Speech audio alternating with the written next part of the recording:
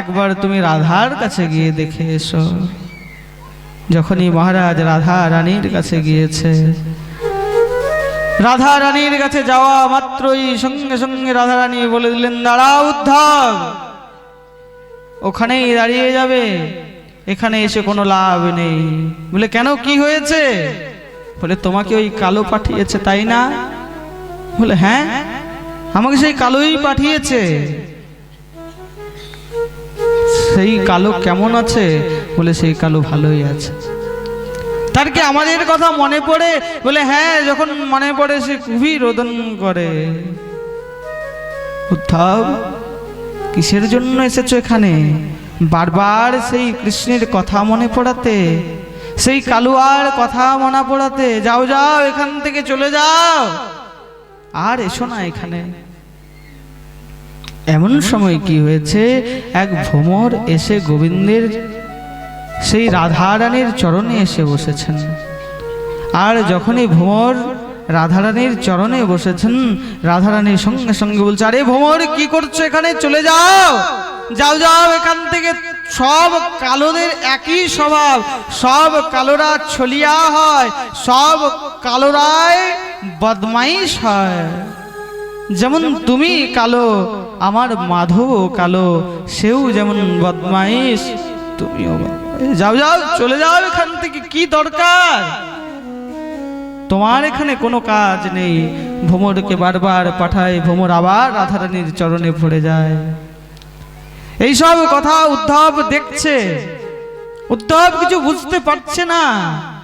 এই ভ্রমর রূপে গোবিন্দ বারবার রাধারানীর কাছে ক্ষমা চাইছে, যে দেখো রাধে, আমাদেরকে ক্ষমা করে দাও। কিন্তু রাধারানী তবুও ক্ষমা করছেন না, বারবার তাড়িয়ে দিচ্ছে। যাও যাও ভ্রমর, এখান থেকে চলে যাও। কি কাজ তোমার এখানে? কোনো কাজ তোমার এখানে নেই, কি করছো এখানে?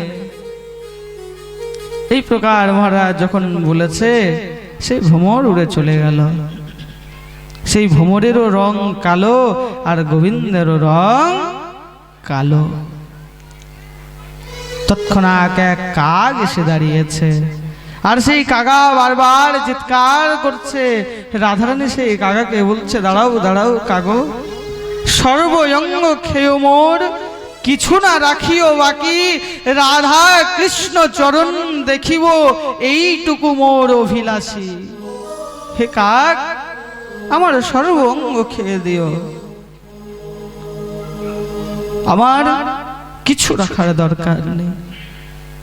যখন এই আমি দেহ ত্যাগ করব না, যখন এই আমি দেহ রাখবো, তুমি তো দাঁড়িয়ে থাকো, আর কিছুক্ষণ পর আর আমি দেহ ছেড়ে চলে যাব, তখন তুমি আমার সর্ব অঙ্গ খেয়ে নেবে। সর্ব অঙ্গ খেয়েও কাকো, কিছু না রাখিও বাকি, কৃষ্ণ চরণ পাবো বলে রেখে দিও দুই আঁখি, আর কিচ্ছু চাই না। সব অঙ্গ খেয়ে দিও, খালি গোবিন্দের চরণ পাবো বলে, তাকে একবার দর্শন করব বলে আমার এই দুই আঁখি রেখে। কতটা ভক্ত ভাবুন, কাকাকে বলছে যে কাক, আমার সর্ব অঙ্গ খেয়ে নিও। যেদিন মাধব আসবে, মাধব আমাকে না দেখতে পারুক, আমি যেন মাধবকে দেখতে পাই, আমি যেন মাধবকে বলতে পারি, মাধব তুমি আসতে পারলে না, কিন্তু আমি তোমার জন্য অপেক্ষা করতে লেগেছি। আর উদ্ধব থাকতে পারছে না, উদ্ধব কাঁদতে লেগেছে। উদ্ধব কাঁদতে কাঁদতে হঠাৎ করে কখনো বালিতে পড়ে যায়, কখনো রাধারানীর চরণে পড়ে যায়। এইরকম উদ্ধব এদিক সেদিক মহারাজ গোবিন্দ গোবিন্দ করতে করতে হঠাৎ করে সেই রাধারানীর পাশে আমার শ্যাম সুন্দরকে দর্শন করলেন। আর শ্যাম সুন্দরকে দর্শন করেই উদ্ধব বিচলিত হয়ে গেল যে আরে ভাই, আমার গোবিন্দ তো আমাকে এই বৃন্দাবনে পাঠিয়েছিল।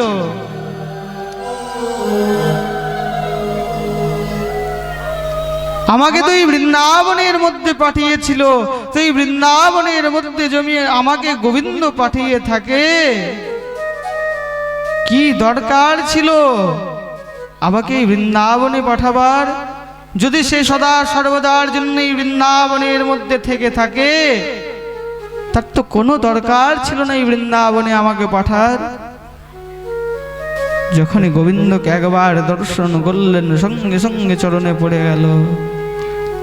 যে জ্ঞানী হয়ে এসেছিল, যে উদ্ধব জ্ঞান মার্গের পথিক ছিল, সে বৃন্দাবনে এসে ভক্তি মার্গ হয়ে গেল। গোবিন্দের চরণ ধরে নিয়েছে, প্রভু আর কিচ্ছু চাই না, যেন জন্ম জন্মান্তরে ব্রজের মধ্যে স্থান পায়। চাই না আমার বৈকুণ্ঠ ধাম, চাই না আমার মুক্তি, আমার কিচ্ছু চাই না। যদি কিছু দিতে হয় বারে বারে যেই যেন ব্রজধামে আসতে পারি, এইটুকু কৃপা করো। ओ कान्हा मुझे ना चाहिए बैकुंठ जन्म मोहे